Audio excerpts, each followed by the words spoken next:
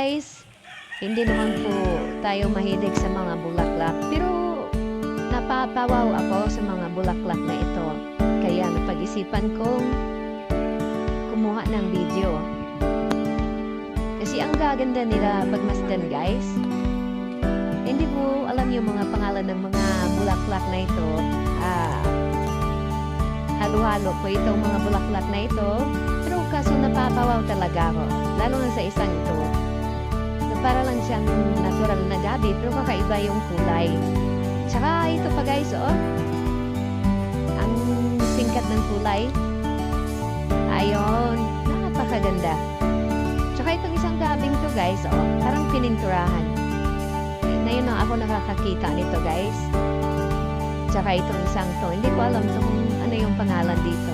Anong klaseng halaman to. Pero napakaganda.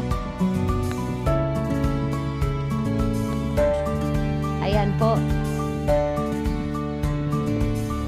Tsaka ito rin po, guys. Gaganda din mga kulay nila. Makakawaw ka talaga. Ito, nakilala ko ito. Parang Mayana. Sa Bisaya po.